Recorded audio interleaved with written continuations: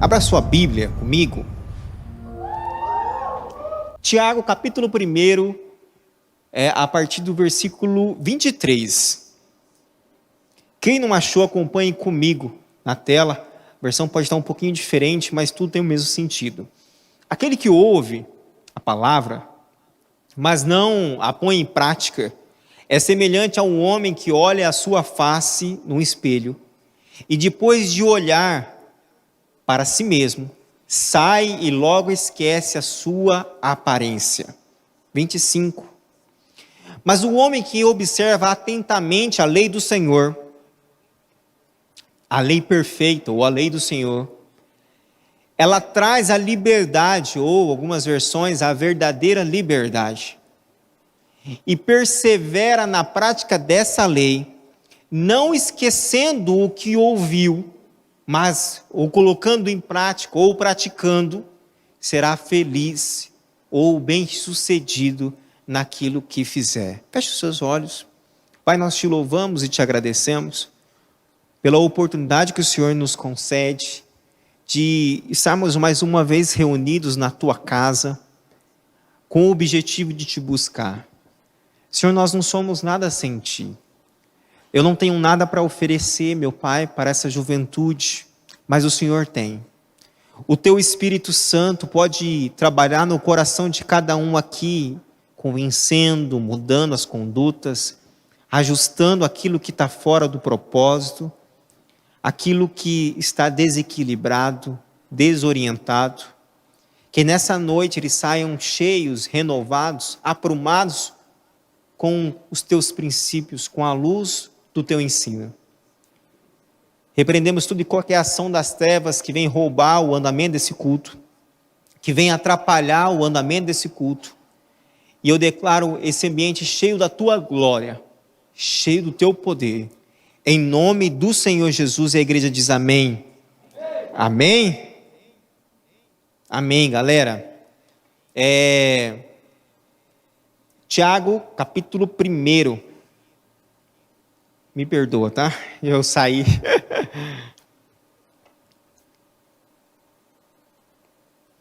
Vamos lá, Tiago, capítulo 1. Você vai ver, a carta, a epístola de Tiago, ela tem um sentido. Tudo na Bíblia tem um sentido.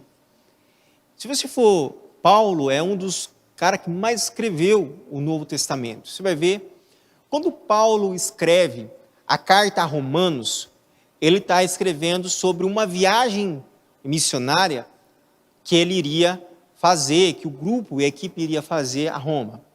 Quando você vê Paulo escrevendo a igreja de Coríntios, você vai ver Paulo enfatizando e tentando fazer as devidas orientações acerca de conflitos que estavam acontecendo naquela igreja. Quando Paulo escreve a igreja de Gálatas, Paulo está escrevendo no sentido de corrigir situações que estavam desagradando e saindo fora do propósito que a igreja nasceu.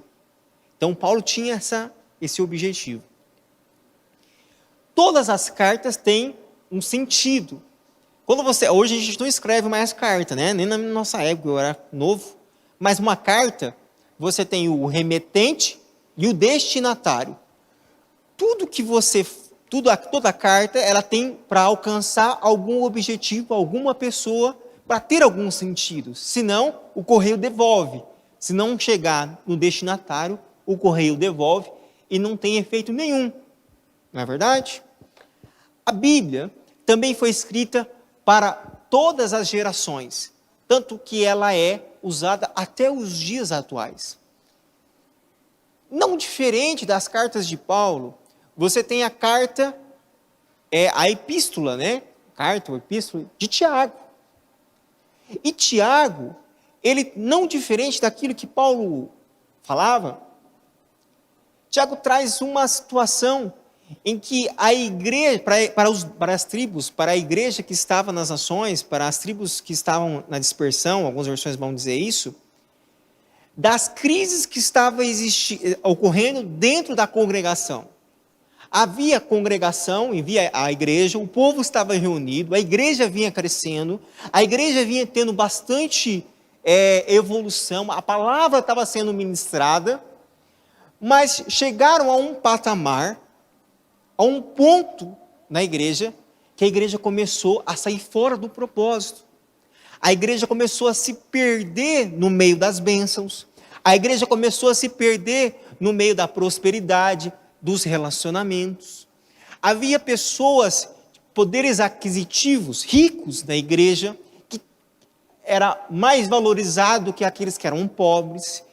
Existia lugares de honra para esses ricos, para pessoas que tinham uma presença maior na igreja. Então a igreja começou a perder foco.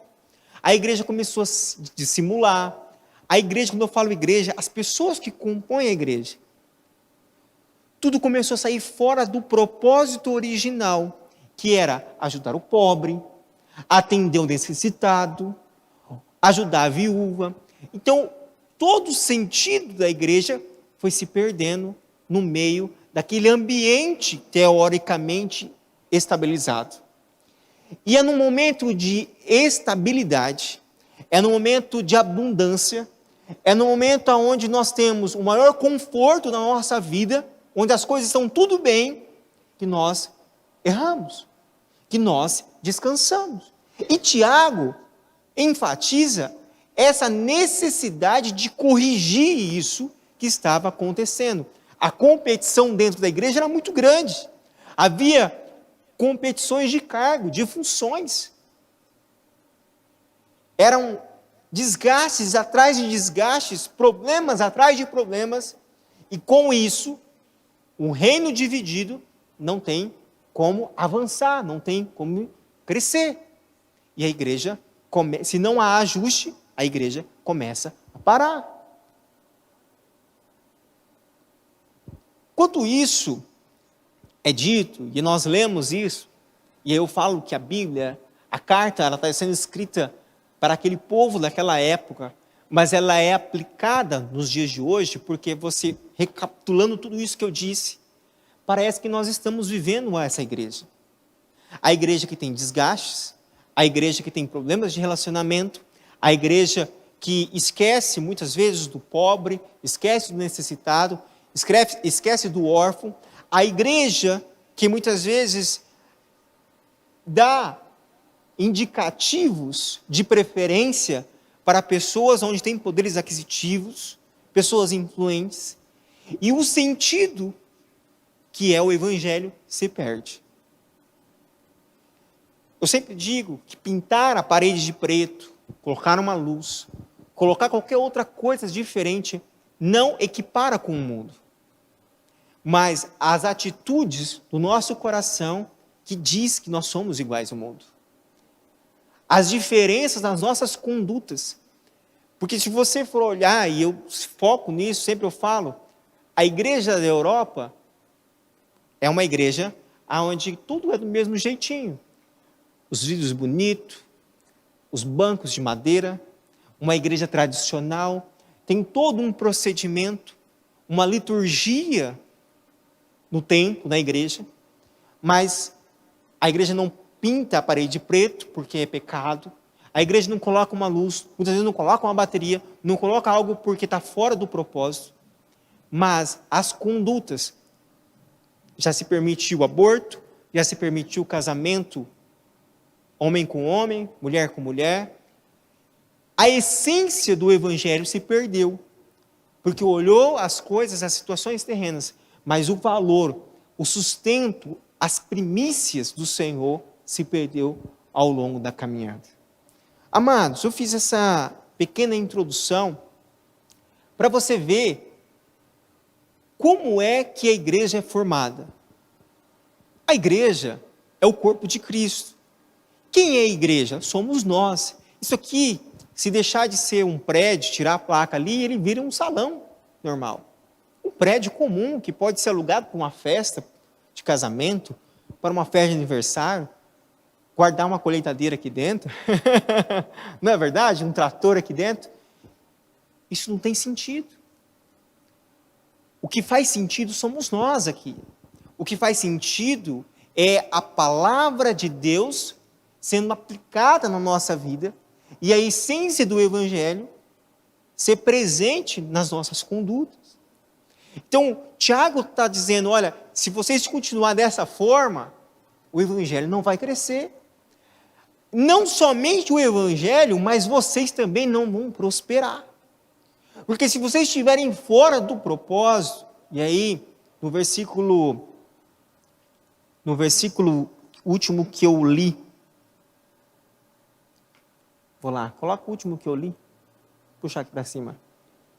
Mas o homem que observa atentamente a lei perfeita, ou seja, busca a orientação na palavra, estuda ela, a lei perfeita, que traz liberdade, e persevera, ou seja, continuamente, todos os dias, você persevera nessa lei, não esquecendo o que ouviu, mas praticando, será feliz naquilo que fizer, será abençoado naquilo que fizer.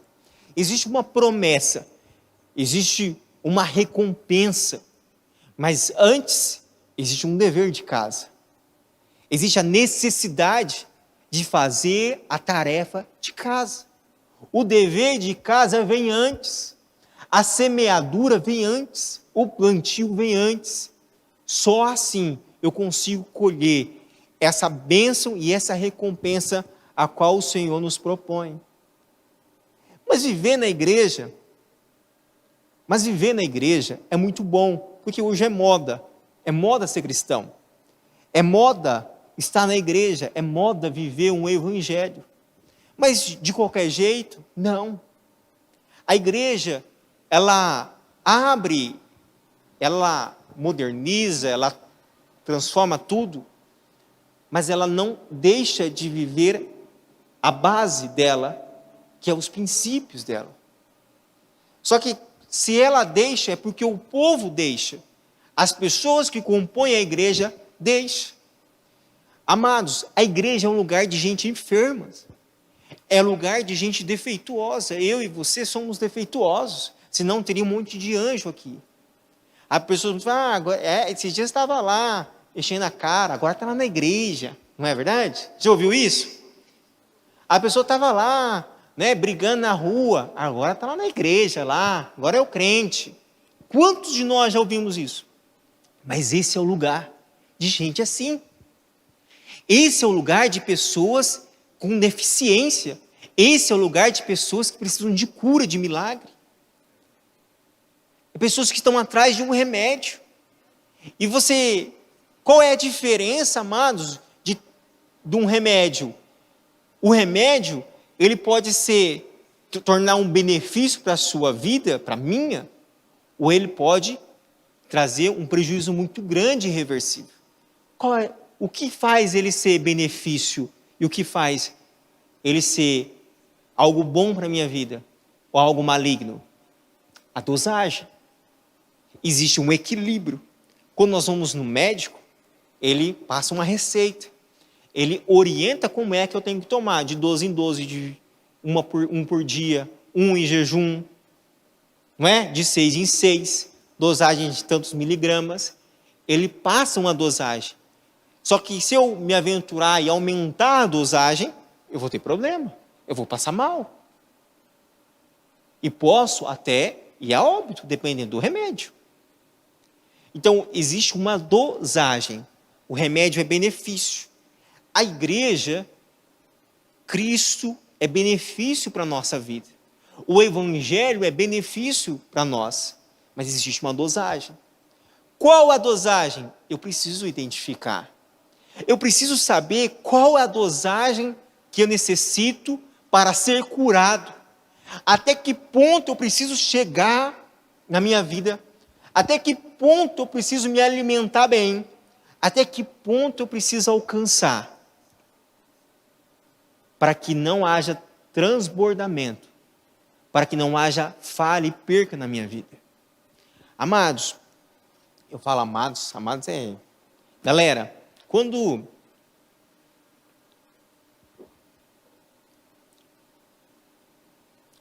a gente sai fora do equilíbrio, vou te dar um exemplo. Quando você come demais, o que acontece? Engorda. vira obeso. Quando você come pouco, né? Eu comia muito pouco. Como você come pouco, fica magro. E muitas vezes, você fica até desnutrido. Acontece. Então, ambos são prejudiciais. Se eu pegar o carro e andar 190 km na rodovia, 200 km por hora, eu vou andar. Mas eu corro um grande risco de ter um problema, de eu bater. Mas eu também, se eu andar devagar demais, eu vou atrapalhar muita gente. Então, existe um equilíbrio. No reino de Deus é a mesma coisa.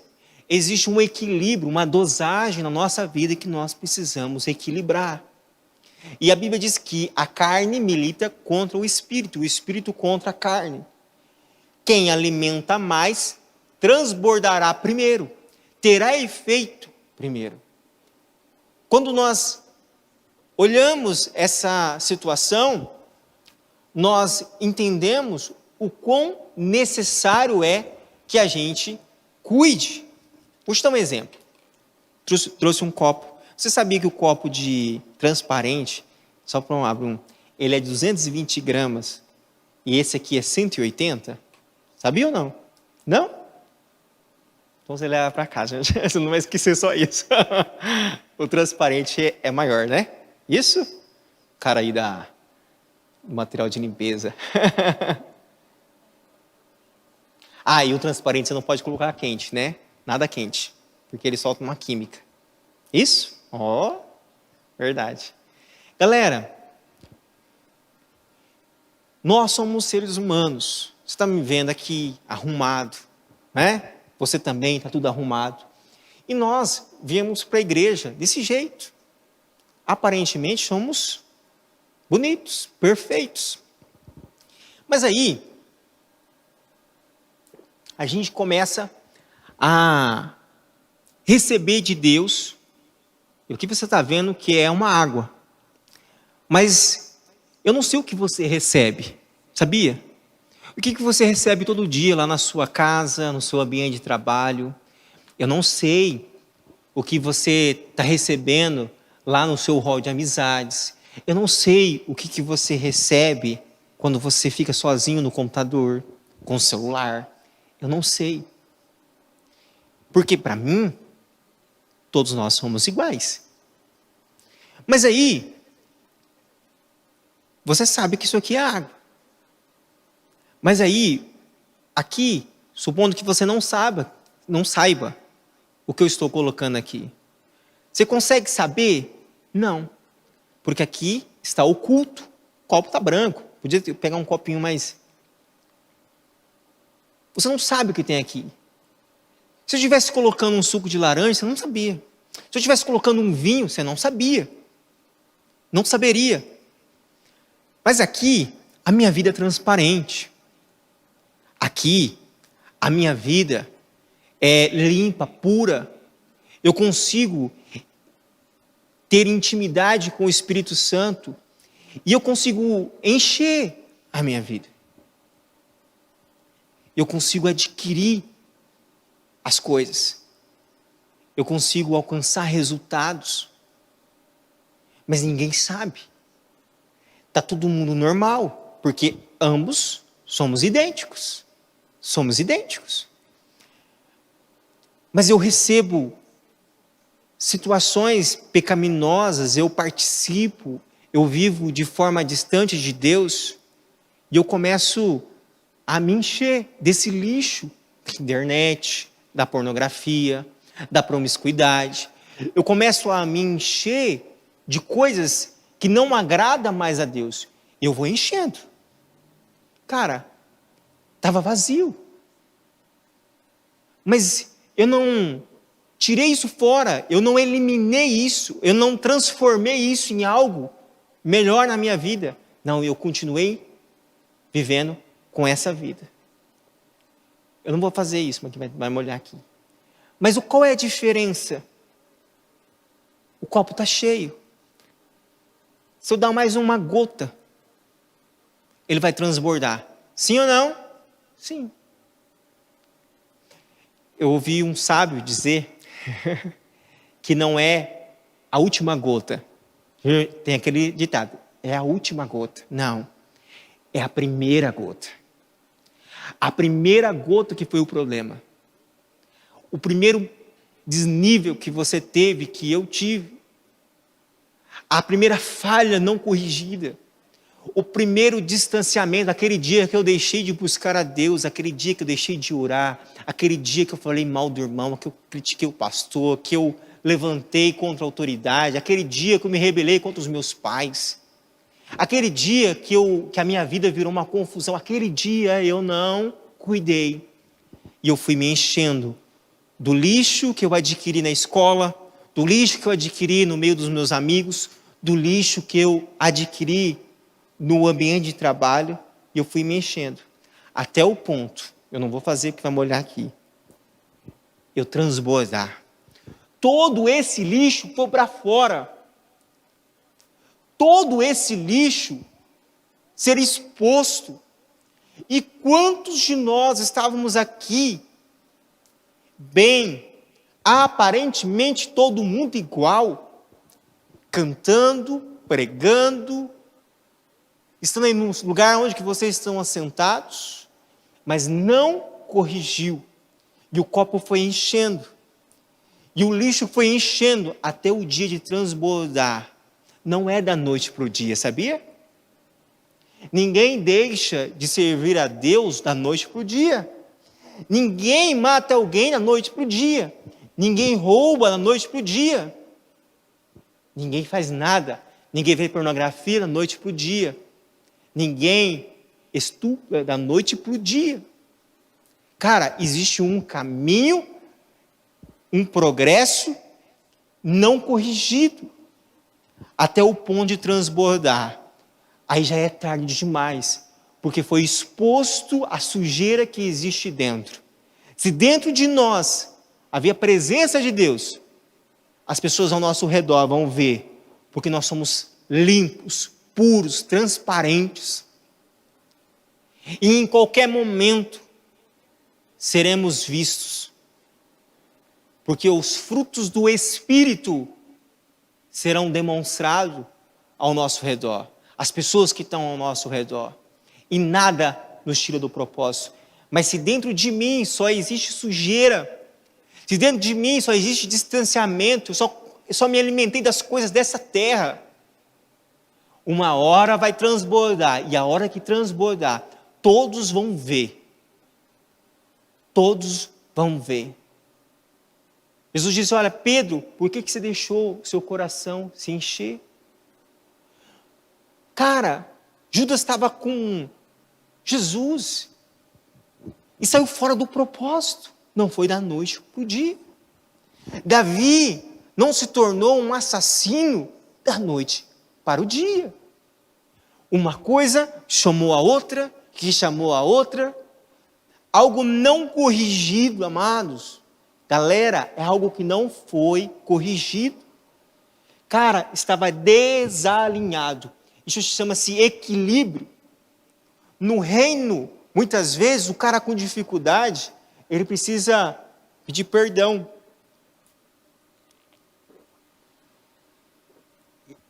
Quando ele perdoa, aquilo é apagado. Tudo aquilo que ele vivia, não mais faz presença na vida dele. Ele começa a se encher das coisas de Deus. Porque o lixo, a podridão que estava, não tem mais. E ele começa a se esvaziar desse mundo. E aí ele encontra o equilíbrio. Existe um equilíbrio em servir a Deus. Cara, você não vai ser perfeito. Ninguém, eu não sou perfeito. Cara, todos nós estamos vulneráveis. Todos nós estamos propícios ao erro. Todos nós, de mamando a caducano, do pastor, do apóstolo, do ministro do louvor, do cara que chegou ontem, todos nós podemos errar. Mas uma coisa nós precisamos entender, que eu preciso me autoexaminar, ver, cara, aonde eu estou indo? Aonde eu quero chegar? Como eu quero ser? Que vida eu quero levar? E por não entender isso, muitos têm se perdido. Por não compreender a palavra, muitos têm se perdido ao longo da caminhada. Deus tem um propósito para cada um de nós. Deus tem. Eu queria entender perfeitamente qual é o propósito. Porque a vida da gente segue vários caminhos. Mas uma coisa eu preciso entender, que Ele é o meu guia, Ele é o meu instrutor, e é com Ele que eu consigo achar o equilíbrio, não ser demasiadamente santo, mas também não ser irresponsável, pecador. Errei, falhei, beleza? Ajusta e volta. Cara, quem tem carro sabe, se você não alinhar o seu carro periodicamente, se você não balancear o seu carro, se você não calibrar os pneus do seu carro, você vai ter um desgaste precoce nos pneus, vai estourar um monte de coisa, suspensão, os casos mais graves, vai danificar o veículo, você vai ter que desembolsar dinheiro, vai ter prejuízo, os pneus vão gastar muito mais rápido, porque está desalinhado. Quem não faz ajustes periódicos tem grandes prejuízos. E tem muitas vezes, amados, que são prejuízos irreversíveis, porque pode causar um acidente, pode causar uma morte, são prejuízos irreversíveis. Hoje, eu quero que você saia daqui entendendo uma coisa, que eu preciso ser equilibrado no reino, eu preciso ter uma vida equilibrada, eu preciso viver uma vida conforme a palavra de Deus. Posso errar? Posso. Posso falhar com o meu colega, com o irmão, com as pessoas, com o meu patrão? Posso falhar com os meus pais? Posso. Mas eu sei que eu preciso me corrigir. Existem promessas que muitas vezes nós perdemos e podemos perder. Eu posso citar uma. Aquele que honra pai e mãe terá vida longa nessa terra. Pessoal, são várias promessas, você vai encontrar em vários textos na Bíblia, que diz, tanto no Velho como no Novo Testamento. Cara, quer ter vida longa? Honra pai e mãe. E terá vida longa nessa terra. É uma promessa. Agora, como é que eu tenho feito? Como é que eu tenho agido? Como eu tenho procedido nessa vida, nessa terra? Porque a igreja ela não pode ser considerada como um clube. Porque um clube eu vou, pago uma mensalidade, o usufruo vai embora. Voto, critico, ele só tem para me oferecer. E tem algo para oferecer. Mas na igreja não é assim. Porque a igreja, eu preciso entender que se eu não usufruir da palavra, se não alimentar da palavra, cara, se eu não me alimentar das coisas de Deus, eu vou morrer. Porque ao invés de eu ter me enchido da palavra, eu me enchi das coisas dessa terra. Cara, eu me enchi das coisas dessa terra, eu perdi o sentido. E eu estou vindo cumprir o ritual, pagando uma mensalidade, aí é um clube. Agora, se eu me encho da palavra, a Bíblia diz que lâmpada para os meus pés e luz, e a tua luz é o que clareia o meu caminho, ou lâmpada para os meus pés e luz é a tua palavra. Essa palavra diz, cara, você errou nisso aqui, cara. Você tem que ser misericordioso. Cara, você tem que ser longânimo. Você tem que ser bondoso. Cara, você fez isso aqui errado. E a palavra começa a te ensinar. Cara, eu preciso ser mais fiel. Eu preciso servir ao Senhor com alegria. Eu preciso olhar as pessoas e ser misericordioso com as pessoas. Porque aquele povo, a carta de Tiago, o povo não estava sendo misericordioso. A preferência, os benefícios eram em prol deles, era pessoal, não coletivo. Preferiam os ricos, aqueles que tinham condições, aqueles que poderiam oferecer algo em troca.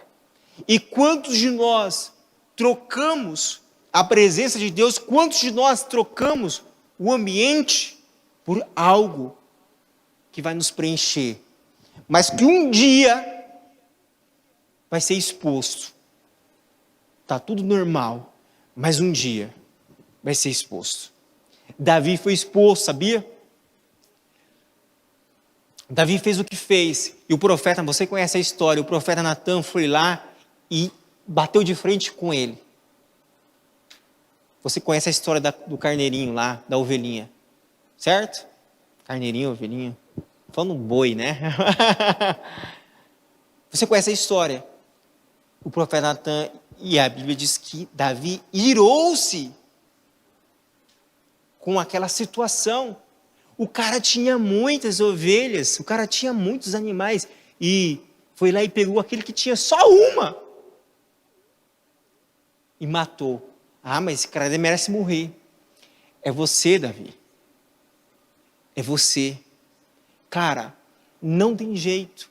Uma hora aparece. Uma hora é exposto. Talvez demora, mas uma hora é exposto. Amados, galera, queridos, eu não tenho nada para oferecer para vocês. Sabe, eu não tenho nada para oferecer você que está assistindo em casa. Eu estou no mesmo barco que vocês. Mas eu consigo cuidar de mim. Cada um cuida de... cada um por... Não conhece que um por si, Deus por todos. Cada um por si, Deus por todos. Deus é o nosso sustento. Deus é o que nos tira. Deus é o que nos tira desse lugar, desse ambiente. Mas eu preciso decidir. Não é aquele negócio, decida mal, decida bem. Qual é o gole que você precisa tomar? Por muitas vezes, uma gota a mais vai transbordar isso aqui. E aí eu dei um tema. Eu ia colocar por um gole a mais. Mas eu tirei o por um gole a mais, coloquei um gole a mais. O nosso irmão, Bruno Marrone, um gole a mais. Vai ficar memorizado. Eu gosto de colocar o tema, porque o pai tá on. Qual? Vai falando os outros temas aí. O pai tá on. Ai que fome. Quem mais lembra? Porque você vai lembrar cada tema. Um gole a mais. Cara, talvez é só aquele gole de cerveja. Cara, um dia eu dei um gole na cerveja. Eu quase me embriaguei. Foi só um gole. Qual é o gole que você vai tomar? Que vai te afundar? Ou te vai levantar? Se existe um óleo para beber, esse é o óleo da presença do Senhor.